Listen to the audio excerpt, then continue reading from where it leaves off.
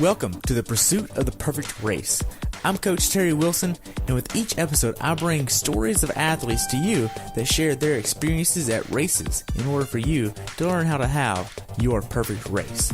We will hear stories from athletes of all ages, abilities, and races of all distances. So regardless of where you fit in, there's something in there for you. Thanks for spending some time with me today. Now let the pursuit begin.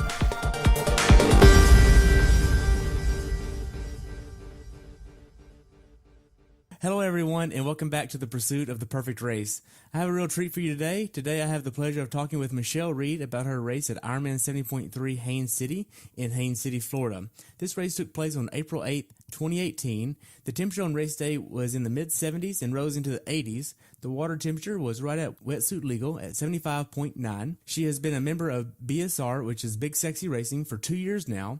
Michelle has been doing triathlons for 2 years and looks forward to many years in the future. I look forward to hearing about your race. Welcome to the show. Well, thanks for having me. So what made you want to do this race? Well, I found out that a lot of Big Sexy Racing triathletes, so team members, were going to be doing the race. And I could not go. So it was kind of, at the moment, my husband and I were sort of in between either Galveston or Florida. So when we found out about all the teammates going, we said, oh, that's it. It's decided, we're going to Florida. Okay. So how was your training going into this race? I think it was good. I felt like for my first half Ironman, I was maybe a little more prepared, which is why when I went into this one, I decided I'm just going to have fun with it. So I wasn't having any aches or pains or anything. I was definitely healthy, but I didn't feel as prepared as the last time. So I said, okay, well, I'm just going to do the best I can and then just, smile and have fun. And if everything goes great, then great. And if not, then I'm still going to smile and have fun. And that's what I did. Okay. So what plan did you use? It's called my husband's plan. So I just do whatever he tells me to do. And that's pretty much what I do. He, since he started with triathlons before me, I got lucky in that sense because I didn't have to, go with someone and not know anything about what I was doing. He said, okay, this is what you're going to do. This is how you're going to do your runs. You'll do fartleks. You'll do tempo runs. Let's get in the pool. We'll do intervals. And I just, pretty much follow, we follow that plan. We have a good group of running friends in Eunice, which is where I live. And that helps because you have somebody kind of keep you accountable.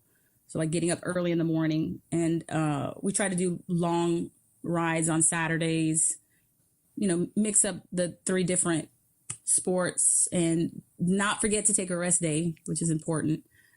And so, yeah, that's my husband's plan. Okay. So did you get injured in training at all?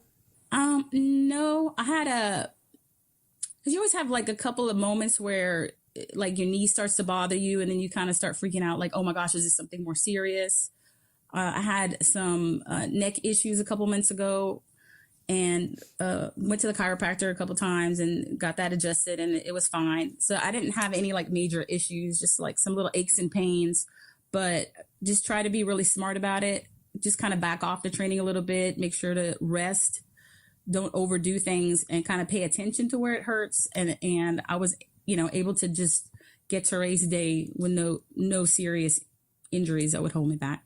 Okay. So if you look at your training, about how much training in 1 week were you maxing out at as far as hours of training? Let's see. Probably about maybe between 7 to 12 hours. It depended on how long, if I was able to do a long bike ride on Saturday. Normally during the week, because of work, I can't put out more than an hour and a half for anything that I do. And try not to be, if it's running, try not to be out on my feet too long to avoid injury. So that's like the main thing. So basically, we just try to train to where we'll be on tired legs or be tired as if in a race, but not be too long at the moment. Just like a little bit every day to get to sort of that fatigue, but not overdoing, doing too much in one day. Gotcha. So now, do you have a previous background in any of the 3 sports? I actually was on a swim team in high school. never thought I could run. I thought I was too heavy to run. And I always said, I'll never be a runner. I'll never run. And when I saw my husband running, and I remember when he said he ran 3 miles, which in Eunice is so small, 3 miles, you could almost go around the whole town. And I was like, you went that far? And I couldn't believe it. Like 3 miles blew my mind. And when I went to see him run his first 10K, and he was pretty fast, and I'm seeing all these other people coming in before him. And I'm like, oh, he came in before my husband. Okay. Oh, she came in before. Wait, I think I could probably go try this running thing too. So, just worked my way up little by little, half a mile, 1 mile. And then I remember the day I did 3, and I was like, oh my gosh, this is amazing. And then like 4, 5, 6. And so then that's when I became like a runner. And well, I became a runner. I'll say it with a little bit. So, but the biking I never did, but seeing, again, my husband doing the triathlons, and I was like, I see a lot of these people that are just getting the triathlons. They'll do the bike, they'll do the run, no problem, but they're afraid of the swim. And I'm like, I did swimming in high school, so I'm not afraid to go out there and swim. So I knew I could get that done. So I said, okay, well, if I can run and I can swim, then the only thing left for me to do is to get good on the bike. But like I said before, like getting on the road bike, using muscles that you're not using like an arrow, pretty much sucked. And so I would go do the triathlons to have fun, but just grit my teeth just to get through the bike and then just get to the run, which I like better. So I only had previous experience in swimming, but then, just the other ones came little by little. Okay. So now, what was your longest swim going into this race? Probably about 2,000 meters in the pool. Okay. What do you think your longest bike ride was? 56, I'm sure. Okay. I never went over what I had to do. Yeah. So this is an early season race. What was the longest time you spent on the trainer? No longer than 2 hours, which is kind of funny because when I had said that I had not trained as much as I thought I had for the last one, part of it was that for my last half, I had a lot of really good Saturday long training rides. So like 3 hours, and because of the weather, it had been a crazy winter with the, really cold and snow. I had to get on a trainer a lot. And the longest I had on the trainer was 2 hours, which was actually a couple weeks before the race. And I was suffering at 2 hours on the bike, on the trainer. And I said, how in the heck am I going to be over 3 hours on the bike for this race if I can't do 2 hours on the trainer? But then right after that, we had a nice Saturday, was able to get out on the road and did 3 hours on the bike, 56 miles. And it was amazing. And I said, okay, I got this. I could do the bike. I need to stop worrying about it. Nice. So now if you think about the run, what was your longest run going into this race? Well, I had done the Louisiana Marathon in January. Okay. So it was 26.2 miles. Okay. And then as far as you're building up into the race, what was your longest run? Probably about 11 miles or 12. Normally, like I said, we'll split it up in a day. So maybe on a Saturday, do about an hour and a half of running. And then that afternoon, we'll go do 30 minutes of running. So we kind of take a break in between just to avoid being on our feet too long. Okay. Now, how many bricks did you do going into this race? Probably 3 or 4, to be honest, because I had also been marathon training. So training for this race didn't really start until after January.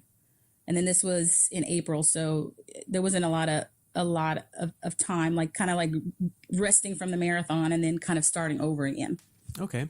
Now with the marathon training, how much recovery time in between the marathon and the real training for Haines City did you have? 1 good week for sure. But then you kind of have, if I say 1 week, it's not that I'm completely out of it.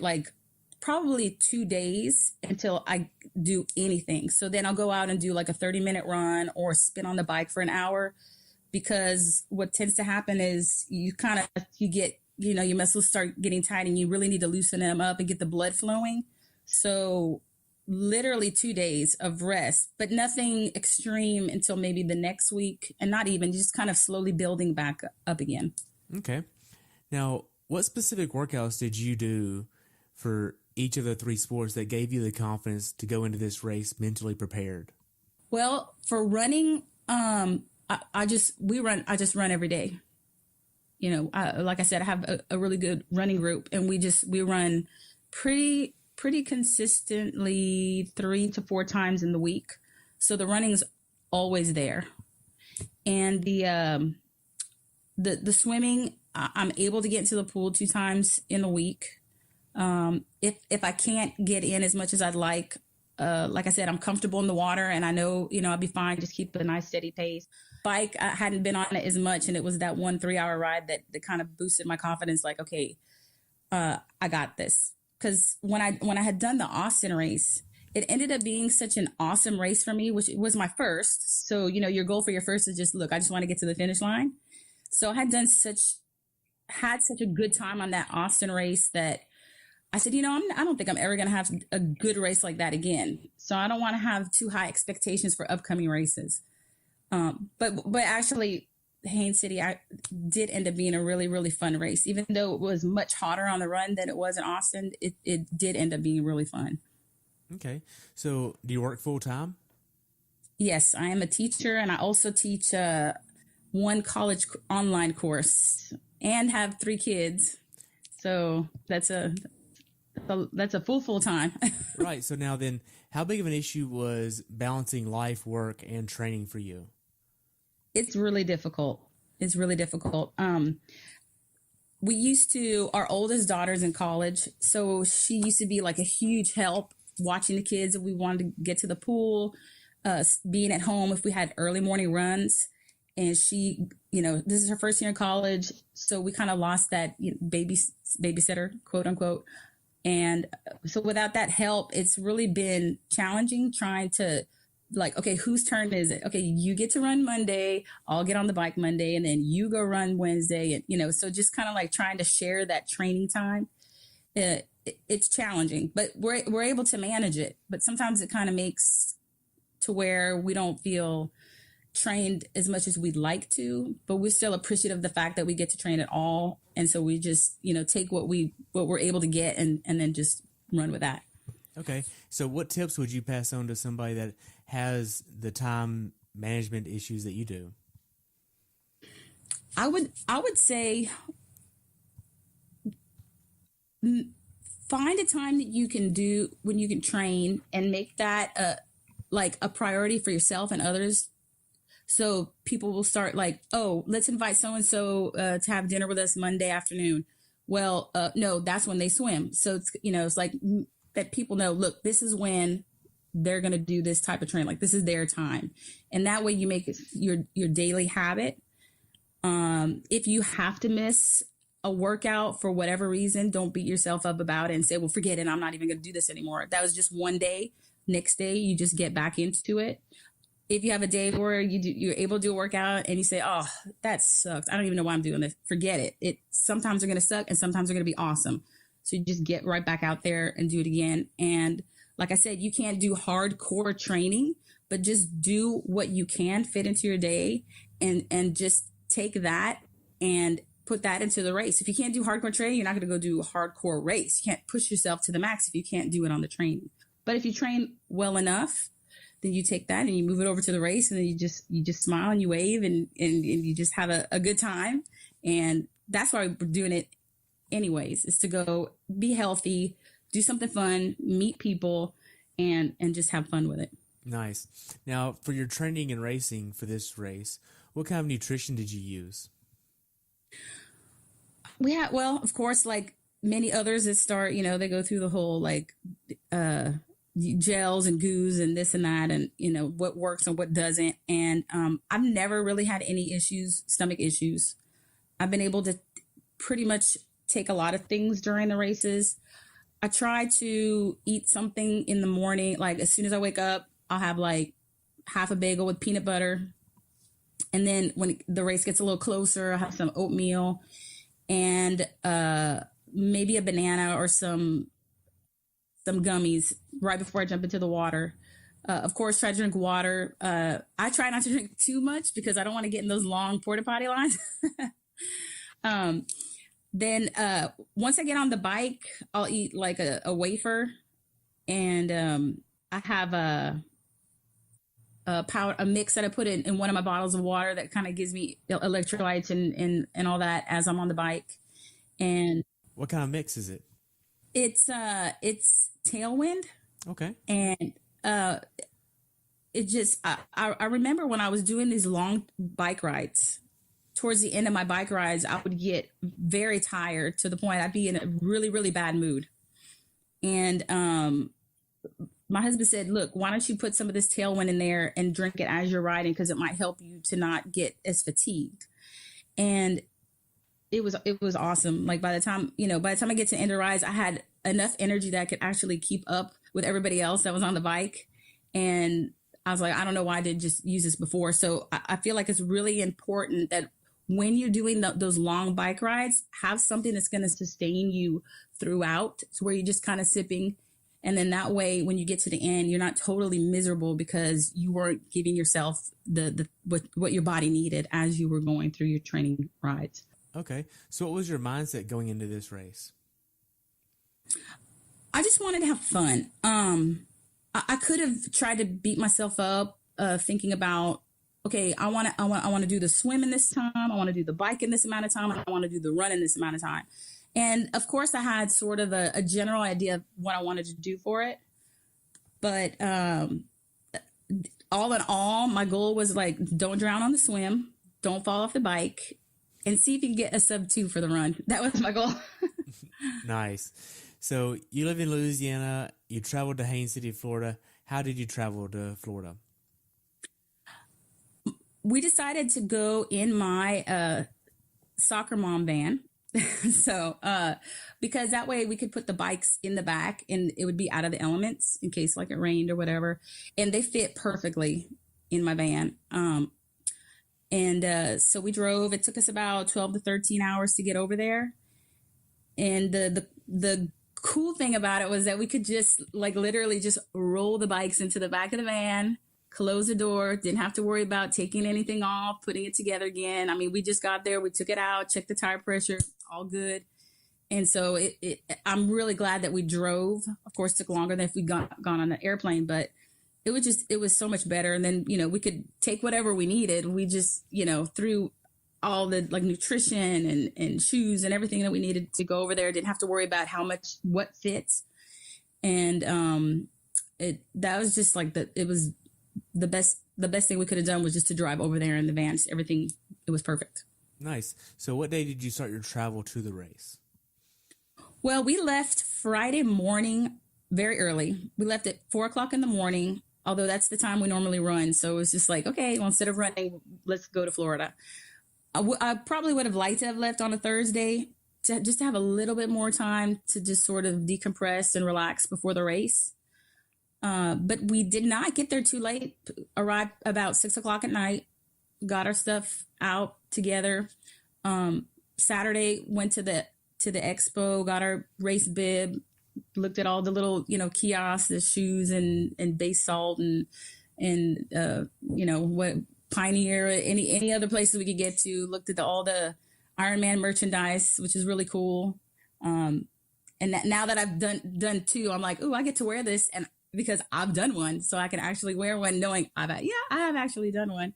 So that's pretty cool. So this is your second time doing this distance? Yeah, it's my second. So it's funny because my husband has an Ironman Austin long sleeve shirt that he did when he did 2016. And since I did the 2017, I'm like, oh, I'm going to borrow the shirt because, I did do an Austin half Ironman, so I could actually wear the shirt. Nice. So you get there, you get all checked in. Are you using an Airbnb or a hotel? Well, it was one of our roommates that found it, and I believe he used an Airbnb. I'm not 100% sure which one, but one of those. And he found It was a house that our roommate found in Champions Gate, but in a specific area called Festival. So it's all these brightly colored houses, just one next to another, and it was really nice and super comfortable. And I had a little tiny pool in the back. not big enough to get any training in, but just enough to just sit there and relax. So it was really nice house. Nice. So the day before the race, what was your final workout before the race? I had a run on the Thursday morning, but I just did like an easy 1 hour run, kind of like kept my heart rate in aerobic, just, chatting away, talking about, what was coming up, how we're getting there with our friends, and what, our expectations were, and, all that good stuff with your friends, like before you go do like a big race, like what's going to happen and what do you think I'm going to do? And hopefully the weather's good. Nice. So did you have any issues with the bike prior to checking it in on the day before the race? No, I had I've been very lucky with my bike so far, knock on wood, that because I say, okay, if my tire pops or something, especially if I'm during the race, it's like my plan, I know how to do it, but haven't had to do it. So my plan is to begin doing it, and hopefully somebody comes by quickly. Can I help you with that? Sure. So, but I've been very lucky. I haven't had any issues with the chains or the tires or anything, and my bike's done really, really well. Nice. So you get your bike checked in. Now, do you have a certain meal that you like to have the night before the race? I found that stay away from anything that can get you gassy, number one. And I found like a small amount of pasta with not too much sauce, and some meat, like maybe some steak or some chicken, maybe a sweet potato. I found that to be the best like night before a race kind of meal, and a lot of water. So what you're saying is you just want ramen noodles and Spam. Exactly. That's exactly. I wasn't going to say that, I'm going to keep it like, oh yeah, just, no. You would definitely get enough salt with the Spam. Oh my gosh. I've never ate Spam in my life. Never. Are you serious? Yes. It's delicious, but I don't eat it anymore. Oh my gosh. I don't eat it anymore. That's like hot dogs. Just can't do it. Exactly. Man, so did you try to get in bed at a certain time the night before the race? Yes. Try to be in bed no later than 9. I think I pretty much got into bed by 9 o'clock. And that was another thing. I kept thinking, oh man, I hope I'm not too nervous. So I've been pretty good at just relaxing myself. You kind of every once in a while get like the little butterflies, like, oh my gosh, I'm going to go do a half Ironman. But then I was like, you know what? It's going to be fine. You know exactly what to do. You take it. Don't worry about the whole thing. Just worry about, everything step by step. So, got there Friday night. What's the next step? Going to get my bib the next day. What's the next step? Looking at the expo. Now what's next step? Oh, have a good meal. Get to bed on time. Wake up in the morning, you just take everything step by step. And then all of a sudden you're there at the start. You're like, okay, what do I do now? Just jump in the water, just swim to the other side, and then all of a sudden you're at the finish line. Right. So now then, on race day, what's your morning ritual before you leave the condo? Well, the night before, because I do have a night before ritual. So the night before I literally lay everything out, especially if I've traveled. Lay everything out and kind of go through the motions like, okay, I'm on the swim. I'm on the bike. This is what I need. And I go through everything. And then I pack everything in the bag as I have to take it out for transition. And then in the morning, I make sure to get a cup of coffee to get me going, if you know what I mean. And I don't want to be too graphic here. But anybody who's done any of this or any kind of running knows you've got to get yourself going in the morning. And it's like my husband says, there's the magic number 3. If you've been able to get that going 3 times, you get to go. So it's like, I got my 2, I got my 3. Dang it. All right. It's always a race between us. But anyways, so got my morning coffee and make sure I get some nutrition. I kind of go over what I need in my head one more time. And like, okay, got the shoes, got the bike. Then we'll jump in the car, start going over to the race, and we'll kind of ask each other, you got your helmet? Yeah. You got your shoes? Yeah. You got your bib? Right. And then, you always have that one little moment where you didn't remember something that you packed and you're like, wait a minute. And then you look like, oh no, I got it. I'm good. And that's pretty much like, that's my ritual before we go to the race. So as far as traffic the morning of the race, was there any traffic? How was parking? Well, that we had heard that for Haines City, the parking would be a little difficult. And when we had gone to get our race bib, everything was all open. It was great. But then someone had mentioned that day, well, they're going to actually block off these roads right here. I was like, oh, wait, well, they block this off. We lose all this parking.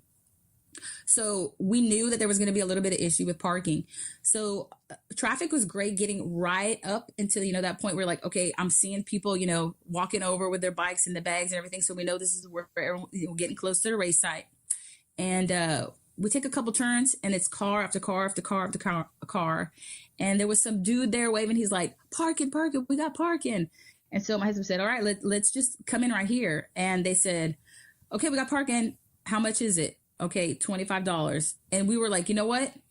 We just want to get out of this car. So we just went ahead and paid for it. And then found out later, of course, there was some other places with like $10 or $15. But we're like, it's fine. It doesn't matter. We parked. We're good to go. And we were very close. We were probably about a block away from the start. So it was very close. So it was well worth it. So you could bring your bike the morning of? Yes, you could bring your bike the morning of. My husband left his the night before, but I was hesitant because it was very, very windy. And every time I was like, well, maybe I'll leave my bike. This super huge gust of wind would come and everything would fly around. I'm like, no. I'll take my bike. But David left his bike. He just used his electrical tape and he taped it up real good. And he said he found it in the exact same spot the next morning because there had been heavy rains the night before. And he said, look, if it rains, I'll just my bike will get a good washing so that'd be cool. And it did. So, but I took my bike the morning of. I never really have any issues with just walking it over and setting it up on the rack. Okay. What did you do once you got to transition? So I walked, found my number, made sure to sort of find a spot that I could sight where my bike was in case I was sort of disoriented coming out of the water. Rack up my bike, and then I start taking everything out in the order that I'm going to put it. And I know that like when I first started doing triathlons, it was like, okay, kind of learning what I needed, at what point did I need it, what needed to go on top of what, because you don't want to waste too much time. You want to have everything to where you could just grab it. Like, okay, helmet. Then under that, I got my bike shoes. And then in there, I got my, my gels or whatever else that I need. And so I just start setting everything up as if I was about to do the race. I'm like, okay, goggles over here and helmet on here and, put my towel right there and my running shoes, just everything in the order that I knew that I was going to need it. And I would just kind of act it out. So you see me kind of standing there with my hands up and down, just kind of acting like, okay, this and this and this and this. Okay, good to go. And then I go through it like maybe one more time. And then I like to, I look around to see like who's next to me, not be in their way. I'm always afraid, like the racing etiquette, not getting in people's way. Find a really good place off to the side where I could put my bag just to get it, I'm just going to leave under my bike what I need. I don't need this, get this off to the side, leave space for the people next to me. And then after that, just, little things like maybe some sunblock. Like I said, my husband's there. So like, oh, does he need something? Do I need something? And then porta potties. For number 3. For number 3. Exactly. Wow. So now then you mentioned all the bags. Was this a clean transition where you had to have everything in bags or could you lay your stuff out? I could like no, it was like my tri bag, my tri backpack. So once, oh, okay. Yeah, I had everything laid out. But so the cool thing about doing races with my husband is that we both get to do it together. We have stuff to talk about. The bad thing is that we don't have anybody to carry our stuff. So we don't have a Sherpa. So you have to kind of find like, okay, well, I have this big bulky bag. Don't really have anybody to hold it for me. So then just kind of try to find to go off to the side. And the transition area, it was set up very comfortably. Somehow the person to my left and on my right of the bike did not make it to the race. So I ended up having those huge spots on the side. Yeah, all this elbow room. I had all this elbow room. So it was like awesome. And I really didn't notice too much until afterwards where somebody was like, oh, you got all this space. I was like, oh yeah, it's like reserve number 1. But it just, it ended up being really comfortable. And the transition area was set up. I thought that I was close to where I was coming in from the swim. So I was like, oh yeah. But they ended up closing that side of where my bike was. So I actually had to run all the way around to get to my bike and then run all the way around back to get out of transition. Oh, man. So for this race, what type of wheels were you using? Reynolds. Reynolds? You were airing up your tires. How much PSI were you putting in your tires? 100. 100? Yeah. And so now, is that too soft for you or too hard? I think it's just right. Like I said, I just do what my husband says. I'm like, look, can you help me with this? I know it sounds funny. I'd actually joked about this before, but I really depend on him a lot. You know, like he knows, you know, what the bike needs. And I'm just like, look, what do I need for this? And I just do what he says. And it always, I mean, I do what he says and it comes out great. And so that's why I keep doing what he says. So this was a wetsuit legal race at 75.9 and you were wearing a wetsuit. What type of wetsuit were you wearing? I had a sleeveless Xterra wetsuit. Okay. Now, did that work pretty good for you? Yeah, it was actually one that my husband had because he had a long sleeve and then the sleeveless. And so I was like borrowing it, but this is the second time I've used it and it worked out well. It chafes my neck a lot though, which I didn't notice until after the race I did in Austin. So this time I prepared myself and just put a bunch of lube on my neck. And so it didn't chafe as much as it had for the last race. So in between the time that you left transition and the time that you started the race, were you stressed out at all? No, I was pretty calm. Like I said, I want to have like just a little second of, you know, kind of like butterflies in my stomach, but I was actually pretty calm. And now thinking about it, what's crazier about being as calm as I was, because I had heard some stories about alligators being in the water and how the jet skis were there to scare off the alligators. And someone had taken a picture of a baby alligator. And at no moment that I was in the water was I worried about alligators. I was more worried about the people that kept getting on top of me than actual alligators. Wow. This swim course is not a simple swim course. Walk me through that. The swim course was odd because it had sort of, well, when I looked at the course map, to me, it reminded me of like a pair of Bermuda pants or something. And I was like, wait a minute. So I'm not going out and then to the right and then in again.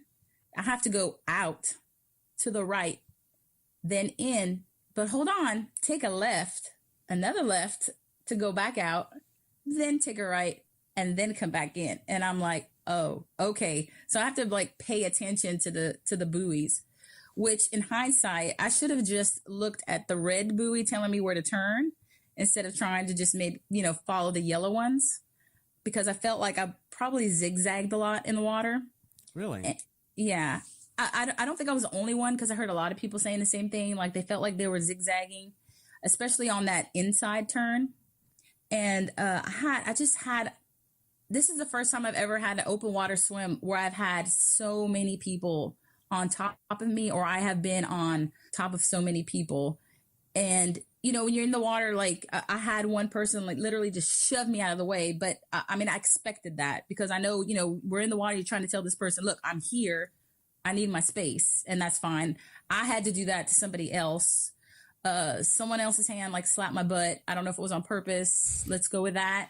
But you know, it was just people all over the place. So it's a little offsetting because, you know, you first jump into the water, and when I first jump in, I always have that little moment of sort of hyperventilation, just sort of like where it's not because you're nervous. You're just jumping in and you're full of adrenaline. So I put my head in the water and I try to breathe every 5 strokes until I calm down. Then I start breathing every 3. So you want to kind of get that rhythm in the water. And normally I'm not too worried about my speed. And it's not like you could just stop and look at your watch like, oh, how fast am I going? So I'm more worried about how comfortable am I that I could just swim smooth and just have a nice pace in the water and feel good and not stop. Because as soon as you stop to look up, it's gonna pull you back and it's gonna slow you down. And just, you know, try to get it to where I turn my head to the right. I'm sighting, okay, who's on my right, who's on my left, or what's on my right or left. And I just have this smooth swim. So what was off-putting at that point then was because then you have somebody falling on you or vice versa. And it kind of just throws off the whole, you know, swimming smoothly. And I wasn't getting at all panicked or anything. I was fine. I was calm about the whole situation, but it just didn't help to have, like that nice smooth swim. I had done probably my second open water swim last year. I got lucky and I had a person on my left and a person on my right that at no moment were they near me, but they swam very straight. So I looked at them for the whole swim part of the course. And I mean, I was just like out and in, and it was smooth sailing. But for this one, like I said, it was kind of chaotic. But, like I said, I expect that. It was fine. I got through the swim. And luckily, right before, because it was a rolling start. So we just seated ourselves where we thought, the time we were going to do it in. And as we're standing there, the first swimmer comes in. And when they come in, they're running to the shore, everyone's clapped. Oh yeah, the first swimmer. And boom, they go down into the water. And like, oh no, they fell. And then they get up. Well, I realized that there was a dip on the floor under the water. So I told myself, okay, when I get to that point, I need to make sure that I'm paying attention. And I didn't know where I had to run to like get around it. Didn't know how big it was. But I actually, when I got to the end of the swim, I did find that little dip, but I was ready. So I just kind of let myself go. I pushed off of the bottom and came back up and then ran out of the water. So it worked out. Nice. And now, were there wetsuit strippers at this race? No. So I was getting out of the water, like frantically looking around for somebody to just, take off the wetsuit. And then there wasn't. So I ran looking, got all the way to where my bike was. And I said, okay, well, I guess I'm just going to have to take this off myself. And I'm not practiced as well in taking off the wetsuit. And so when I pull it off and get to my foot, that is an issue. But not only just with the getting it off my foot, but I tend to cramp up a lot. So every time I would get to my foot would cramp. So I had to literally sit down, wait for my foot to not cramp up, and then just slowly, just nonchalant. Like if I had no cares in the world, had to just take off, I'm sure people were watching me like, why is she not in a hurry? Why is she not trying to go faster? It's like she doesn't even care. I was like, look, my foot's going to cramp up. I got to take my time. Okay. So aside from having cramps, how was T1 for you? Besides that, it was good. I have to use toe socks because it keeps it keeps the toes separated, and then I avoid the chafing between the toes because I would get blisters really bad. So I made an executive decision to put them on right before the bike so that I could have a faster transition in T2. So I had to kind of struggle with that, just getting my toes in the right place. Your feet are wet, so the socks catching on everything. And then again with the cramping. But I just try to keep myself calm because if not, it'd probably take me even longer. Finally got my socks on, put on my bike shoes, made sure I had my helmet, grabbed my bike, and I had it. I had my bike. They had said there was going to be an incline at the beginning. So I had it geared to where I knew, it was going to be easy to get up that hill. Ran all the way around to the actual exit. And, again, I just try to keep myself calm because I'm like, I don't want to be one of those people, which is no problem if it happens because it's normal, but I don't want to fall before I even get on the bike. So I just kind of take a deep breath, make sure I'm out of the way of those coming behind me. And I just like, okay, leg over, get up, start pushing the pedal, clip in one side, and make sure that I'm going, then clipping it. I just try to just take it very calm because I'm not in that much of a hurry until I know I'm set, and then I can get in a hurry. Okay. So I would assume you're not doing a flying mount or anything like that. Oh, no. Okay. I know me. Okay. Now, are you using any type of chamois cream to help not be uncomfortable on the bike? Yes. I Ruby's Lube, and it works every time. I put it like on my heels, between my toes, on my neck, because I had never done a wetsuit swim when I did Austin and did not realize until I got in the shower after the race that the wetsuit had completely just shaved my neck. Really? So, yeah. And like it happens. You don't notice these areas until you step into the shower, and then it's like, whoa! So I made sure to remember this time to put some of it on my, to put the Ruby's Lube on my neck. And then of course you got to get between the legs and everything. Cause I know that's another area that's, you're always trying to get comfortable on that bike there. So, I also had some chafing under my arm, but it could have been because it was the first time using the kit. And so I didn't really know that I was going to get that chafing right there. And it wasn't too bad, considering. So besides that, I didn't have any chafing. I had a little bit on my neck after the race. And one of my roomies said to put some Ruby's Lube on it. And she said, it'll be better in the morning. And I was like, all right, I'll do it. Sure, whatever. So I put it on. And the next day it was better. It actually had gotten better. I was surprised, but that was pretty awesome. Wow. So now then, after you get out on the bike, how are the first few miles on the bike for you? It was good. When they had talked about an incline right after T1, I was imagining like a bigger incline than what it was. And so you do have a climb, but it's not bad at all. And when I felt that I was situated and I was good and I had my bearings, that's when I had my chocolate wafer. And, I did my water and I made sure to stay to the right, all the way to the right, because I didn't want anybody, coming full force behind me, hitting me or anything. And I'm trying to balance the water bottle and everything. I had my water. My plan was to try to eat and hydrate more on the bike because I knew that by the time I get to the run, I didn't want to be putting too many things in my stomach. All right, so you get out on the bike. Did you have a strategy for how to tackle the bike on this race? Well, because I feel like I'm stronger on the run, I didn't want to burn myself out on the bike. But because I feel like I've gotten better on the bike, I wanted to keep at a certain speed. So I usually think to myself, if I can keep more or less like at 17, which to me is good, then I'm good to go. So I just kind of try to not dip under that number and not get frustrated if I get to like 9 because I'm, taking a hill or something like that. Because you can get kind of frustrated when those things happen. You start seeing those numbers and you're like, what the heck? Like all this training and I'm doing like 9 miles per hour. But I'll try to remind myself, okay, you're going up a hill. That's what's going to happen. And then I also like look around because I'm usually not the only one huffing and puffing trying to get up the hill. And so that helps as well. Another thing I try to do, which I actually surprised myself when I went ahead and let myself do this in Austin, was, okay, if I'm going to be doing 9 going up that hill, I'm doing 23, 24 come down. Like I'm going to take those down hills. I mean, that's free speed and I'm taking it. So I was surprised because I'm always so afraid to fall on the bike. I was surprised that I just go ahead and just let myself just fly down. Now I won't go down an arrow, but I will hang on and just get my body as low as I can. Okay. Your confidence on the bike isn't that great yet? No, good to go downhill. But I remember though in Austin, like I was going up a hill. And I mean, I was pushing and pushing and your feet are clipped into the pedals.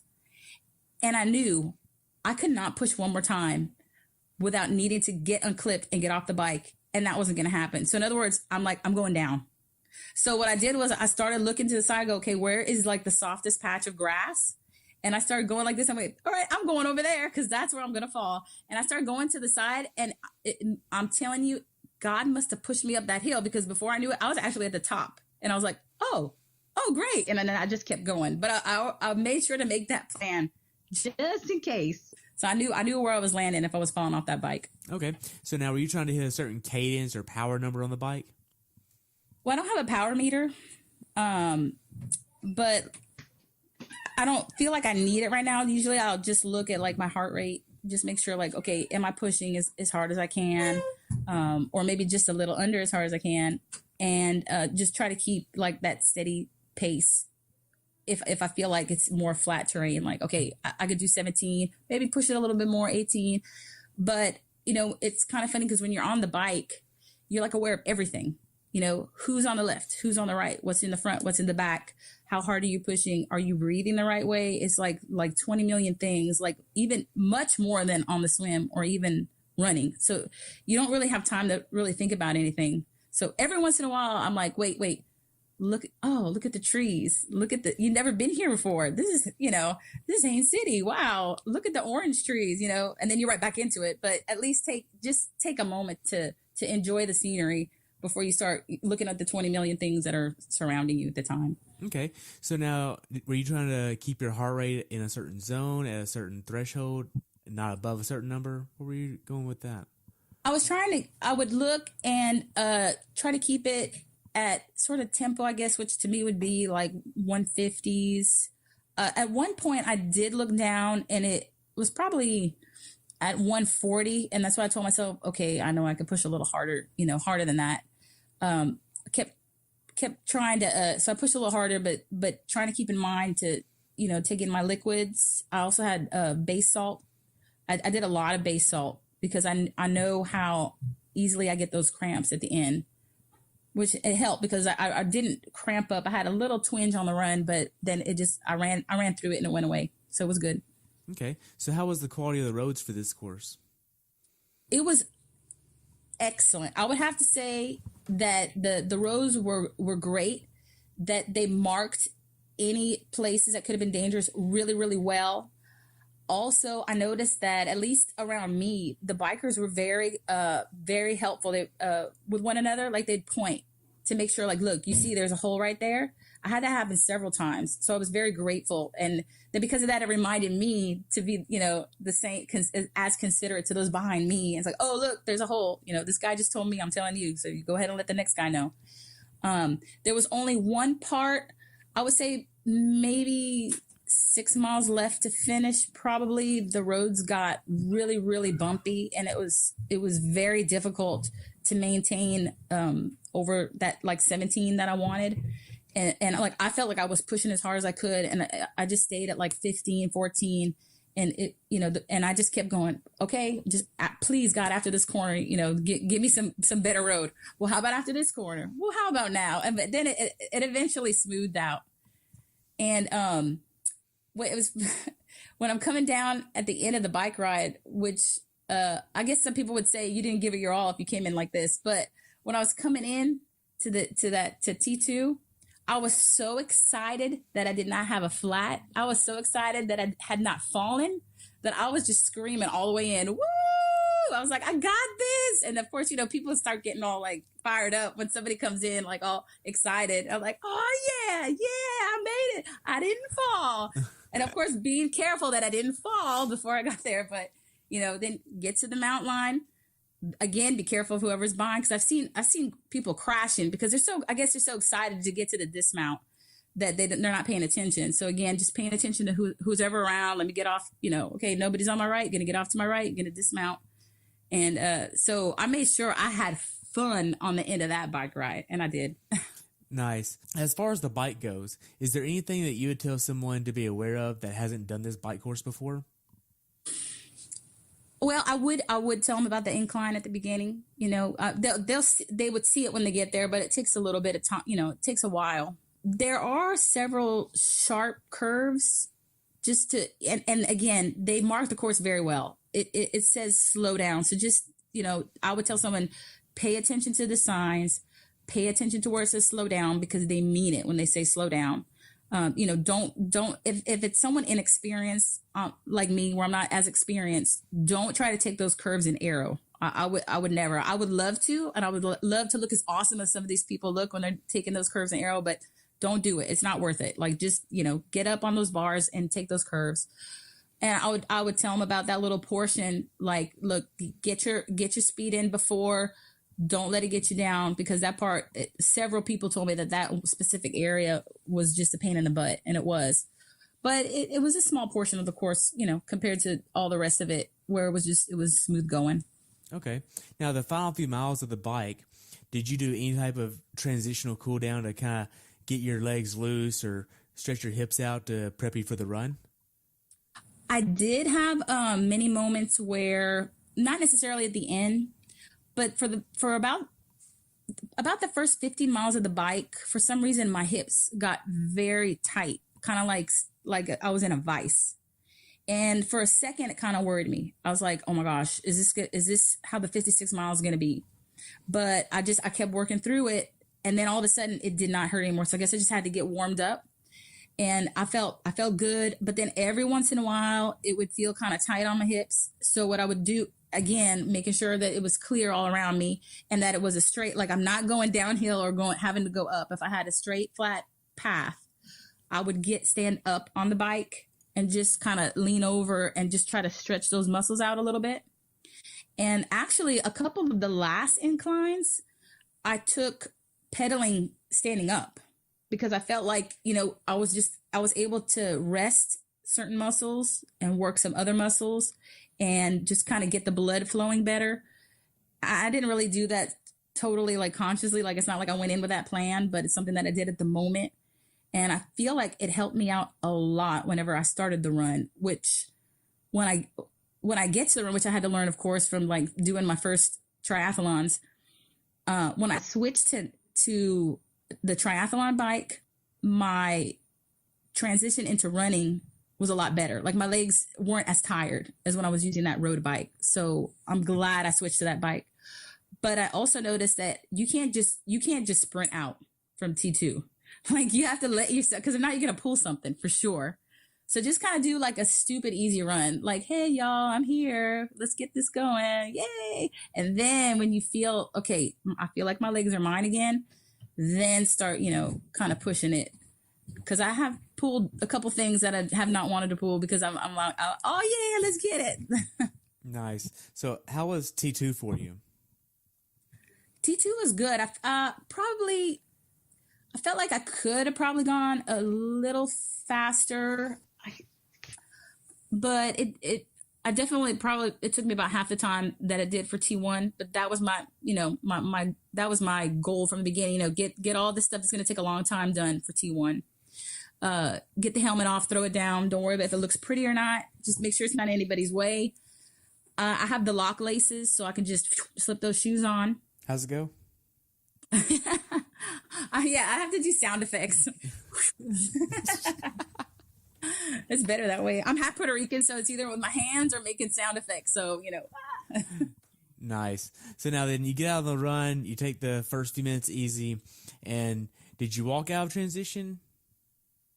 Oh, no, I'm running. Okay, so you were running, but it was kind of held back a little bit.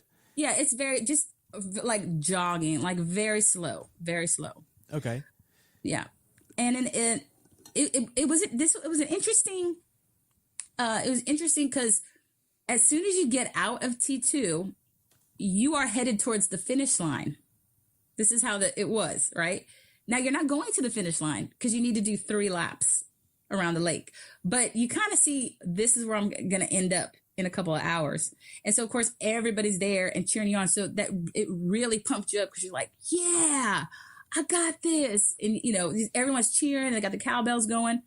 And then what was even more awesome about that whole beginning is like after I passed all the people sort of like near the finish line, there I saw all the big sexy racing teammates and they had signs up and everything. And they actually had a sign of me and my husband and it said, when both do the races, who Sherpas? And I was like, that's right. So I got a bunch of really cool high fives, all the BSR shirts. And that was an amazing feeling because, we're teammates, but we only see each other, on Facebook and everything. And then finally you get to see these people in person and hear like the cheers and the kudos and you get to like cheer on other people and slap them on the butt or think about it, but not do it because you don't know them that well. But, just like, hey, I knew you better. I give you a slap on the butt. But, it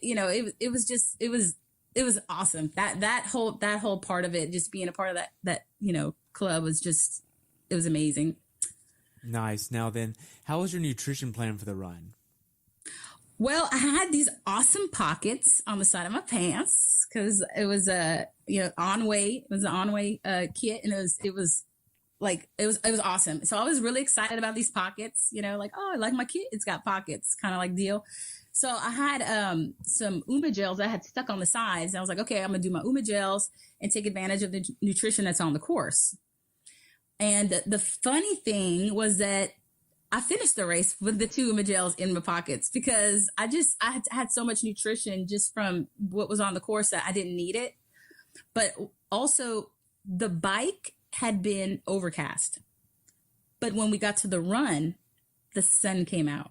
Really? Yes. And it was beautiful, but not to run. I was like, oh, yeah, where you could feel like the sun rays just eating at your skin.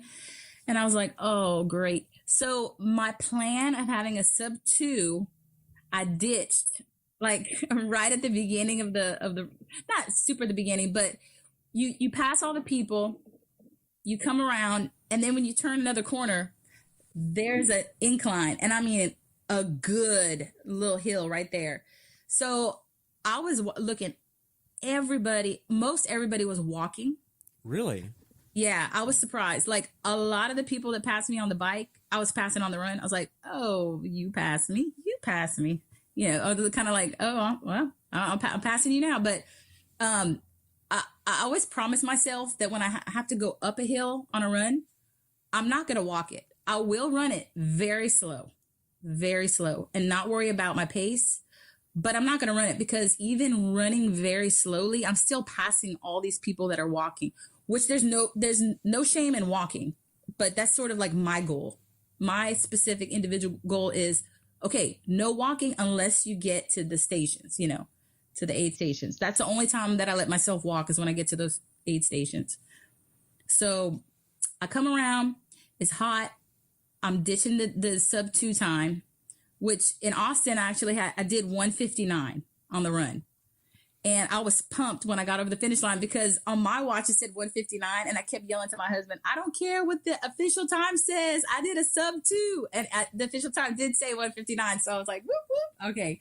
So I did that sub 2. So for this one, I said, okay, forget it. I'm not going to do sub 2. It's too hot. It's too humid. It's too sunny. There was about 6 or 7 people on course with hoses. Really? And I went through every single one. I'd take off my sunglasses and my hat and spread my arms and I'd say, thank you. And then I'd just keep running, put my hat on and my glasses. I mean, my shoes were soaked, but I didn't even think about it because it was so hot. The water felt so good. And I also did something else I never do when they offer ice. I mean, I would just pull like the back of my shirt like this, like throw it in there. And thinking, you know, as I start running with the ice for the first time, I'm like, what am I thinking? You know, I'm going to get like frostbite. I'm not going to feel my skin, but it was so hot. It just melted just like quick. And that was quick. So, but yeah. So I took that incline, that little hill. And as I get to the top, you know, you're always looking at the top of that hill, like, I just got to get right there. Then I can kick it up a little bit. So I got to the top and what I saw was another hill. And I was like, oh, wonderful. So I go, okay, just one more. And they had this wonderful, wonderful older gentleman standing on that second hill, cheering people on. And he was there. I mean, I saw him the 3 times to where, of course, the 3rd time I saw him, I said, this is the last time I see you. I'm sure he heard that all day. But he was, I don't know his name, but he rocked. He was just like, yeah, giving high fives. Like, come on, you got this. And it was awesome. So I did that second incline. And then, you know, it kind of looked like it leveled out a little bit, but there was a lot of like little inclines. So, you know, you're kind of like, it's kind of funny because when you're just walking or driving a car, you don't notice it. But when you run, it's like 10 times worse. So I'm like, oh, we'll get to go up again. But going through the neighborhood, the people were amazing. They had signs. There was this big house with these people sitting in the front. They were like old. They were like, somebody said an old folks home. I didn't really notice because of kind of like tunnel vision a little bit, but they had the radio just blasting like 70s music. And so every time I'd run by, I'd just start, you know, singing like the 70s music, like, I will survive. And I was like, yeah, that's right. And I was just, you know, running and laughing and singing. There was a high number. There was over 100 triathletes from Puerto Rico there. Wow. So I was like, oh yeah, mi familia. I was like, this is my family, you know, so I was like all pumped up because there's all these Puerto Ricans in the race. And so there was some people sitting towards the left and they had this salsa music playing. So it kind of took me back to being on the island. And so I was running, I was like, oh, so I started dancing salsa while I'm running. And they're like, yay, we're fine. I was like, oh, see, you know, and I said in Spanish, I love this music. And then I kept running. I was like, they probably think I'm like just crazy. When I came back around the second time, they saw me and they started going, hey, hey, hey. So of course, every time I passed, I had to dance some salsa music as I was running past. It was awesome. It was awesome. Wow. So mentally, how hard was this race for you? It hurt. Like I said, the swim was fine. The bike was fine, but it was when I got to the run, I was not expecting those hills. Cause you know, I'm thinking Florida, it's flat. Yeah, no, not Haines City. It's not. Don't go there thinking it's flat. Cause it's not. But, I wasn't expecting the humidity. I wasn't expecting the heat. And that kind of threw me for a loop. And like I said, that I had made the decision to, like, if it's going to be a good race, good weather, okay, beast mode, baby. But if it's not going to be good weather, then I'm going to have fun with it. Because when you think back, you got to think about how you felt, right? So I don't want to think back to me running, being miserable, like, oh, this sucks. I'm not going to do the time I want. This is the way I thought it was going to be, you know? I want to think back to just having fun, smiling, dancing salsa in the middle of a run, you know, just like all this cool stuff. And so my body hurt, my feet hurt, but I promised myself, keep smiling, keep pumping your arms up and down. You know, nothing's keeping you from doing that. Give other people cheers. Sometimes you get some moans and grumbles, you know, sometimes, but most of the time people smile, like, you got this, girl, get it. And then you come down back to that starting line with all those people there. So you're like, oh, I got to run this again. But then I was like, all right, just soak in all that energy from the people right by the finish line and take it and then run with it for another lap. So I did the whole thing, you know, I'm going to tell you something. Okay. So I'm going to tell you something funny about this. The second lap, the 2 inclines, right? And then the little semi inclines. Started the 3rd lap. I go, that's it. I just got to take these 2 big ones one more time and I'm done. I'm not lying. This is what happened. Go up the 1st. Go up the 2nd. So my old friend said, this is the last time I'm going to see you. All good. Go around the little neighborhood. And all of a sudden, a 3rd incline. I'm like, where did this come from? Somebody changed the course on me. This was not here before. I'm telling you. I'm like, and the whole time I'm running up, I'm like, I don't understand. What happened? Where did this incline? No, this hill was not here. I'm telling you, it was not here. Finished the race. And later on, I told someone, you know, this 3rd hill popped up out of nowhere. And they said, right? I didn't remember that 3rd hill. I'm like, I'm telling you, I don't know what happened. Somebody changed the course on us, but there was no 3rd hill. So I would tell somebody then that hasn't done Haines City, 3. There are 3. Just, you know, wait, I look over here. 3 hills. So, yeah. Wow. So how was the last 800 yards before the finish? The last portion of that loop, right, which would be about like the last 8, it's a lot of a descent. So you actually going down. So it feels good because you feel like you're going fast.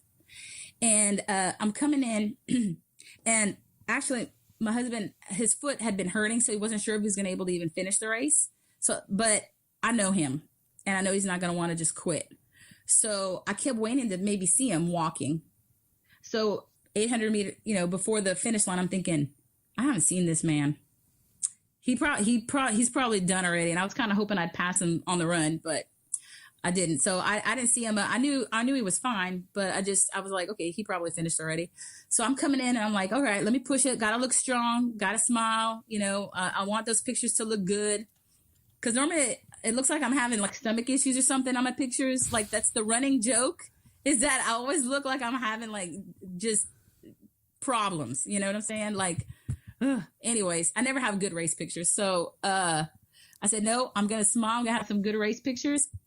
And I'm coming in and I'm coming to that finish line and I hear, baby. And I turn my head to the left and I see my husband and I'm like, hey, okay.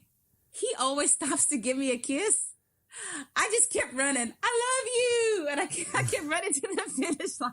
Not like I was doing this stuff too, but I was like, I did say I love you.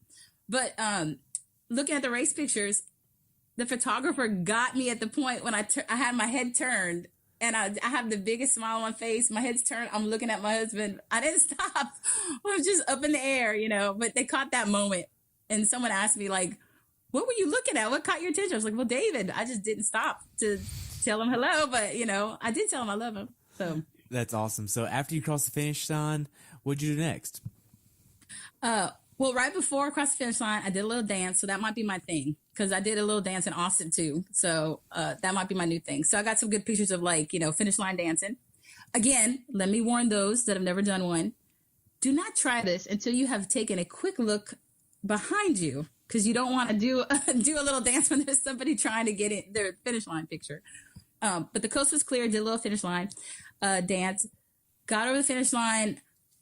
made sure to keep walking, because when I stop, it's like everything, just kind of gets tight and cramps up. Just kind of keep the legs moving, grab water, grab some Gatorade, banana, came over, they have, the photographers. So got to get, a little picture with the medal, like, and then, David was waiting for me, came around, we went and we got, I'm normally not hungry after a race. I think I'm all about eating some food afterwards. And then I'm like, oh no, I don't feel good.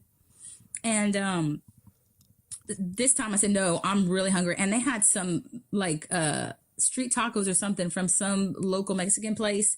And it was delicious. It was delicious. And there was meat and there was beans. And since I was done with the race, I was like, give me some beans. I don't have to worry about it. I had my drink.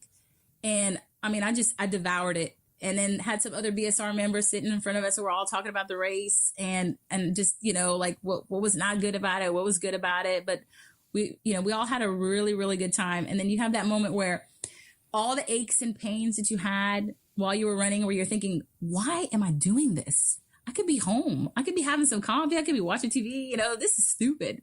Like all that stuff, it's out the window. It's gone. You're like, this is why I do it, because to prove to myself that I can get out there and do something and be successful, no matter what your time is.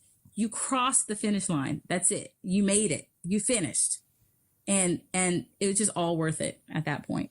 Nice. So looking back on it, how well prepared do you think you were for this race? Not as prepared as I would have liked to be, but prepared enough I knew I could do it. And I think I would tell that to a lot of people too. Sometimes people will say, oh, I want to do an Ironman, or, I want to do a full Ironman, or even like a marathon. And what they do sometimes is they jump right into that instead of letting themselves slowly, train and get ready for it. And then what happens is they jump into it and then they have a miserable time and they tell everyone, no, it sucks. It's terrible. It's horrible. Like, no, let yourself, train hard so that you can have a good race, so that you can have a fun race, so you can enjoy the race, just do the training, so I knew I was trained enough that I would enjoy the race.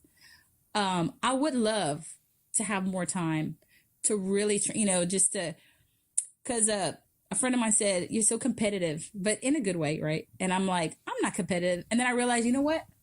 I am competitive, but I mean, I'm realistic. So if I know I hadn't trained enough, I'm not going to think I'm going to go out there and blow it out of the water. I would love to have as much time that I could to train the way I want to. But I don't have that time right now. So I'm just appreciative of the time that I do have. And maybe one day, I can train hard enough that maybe I can actually beat David in an Ironman. Yeah, I not as prepared, but like I said, prepared enough that I could go out there and have a good time and finish it. Nice. Now, did you PR this race? Total time I did. Nice. By how much? I did. Yeah, I did do a better time, which was a little surprising because I think my swim time was longer and then my run time was a couple minutes. Well, speaking of run time, when I finished, I said, oh, let me just see what I did for the run. Just let me see. I looked 2:02. So close. I was like, oh, David's like, 2 minutes is still a long time. I was like, yeah, you're right. But still, I'm like, but anyway, but as a whole, I did PR. Nice. What's something that you learned from this race that you'd like to pass on to someone else that hasn't done this race before? Mainly, don't expect it to be flat. Austin was very hilly, and I was excited to have like a flat course, but that's not what it was. So it was hillier. So don't expect it to be flat. Number one, I think. Oh, I would warn them about the swim route. How it's kind of tricky. Just probably cite the buoy that you need to just turn at. I would not mention the alligators at all, just in case. I'd keep that to myself. And that's about it. Oh, I warned them. Like I said, I'd warn them about that third incline on the run, and I'd let them know that the people in the neighborhoods were just amazing, just amazing. Wow. So how can athletes follow you if they want to follow you? They can find me on Facebook as Michelle Reed. They can find me on Instagram at Pepperlease. It's kind of a funny name. It's just Pepprelis. Okay. It's me being lazy with Dr. Pepper and my oldest daughter's name, just kind of taking letters out, so it doesn't make any sense. But that's my username. Nice. So we've covered a lot today. Do you have anything else that you would like to add about the race? For Haines City, Florida, try to get in some Disney days, because I kept seeing the signs where it was like so close to Disney. I was like, what? I could have like planned some Disney days. So it's very, tourist area. It's beautiful though. So just give yourself a little bit of time to maybe see the sights, even if it's not, if it's Universal Studios or something else, anything around the area. Just give yourself some time to like see the sights and just enjoy that course. I really did like it a lot. It was a really nice course. It was very fun. Nice. So what's next for you? We were going to take a break from big races for just a little bit to kind of dedicate time to the kids. But then as it goes, I got people that I know that are like, New Orleans, October, just saying, 70.3. I'm like, we'll see. So I don't know. Maybe tomorrow morning I'll wake up and say, I'm signing up for that. Nice. So I only have one more question for you, and that's, what's your definition of a perfect race? Well, let's see. I don't think there is a perfect race. I mean, if there was, then you probably wouldn't race anymore after you did that.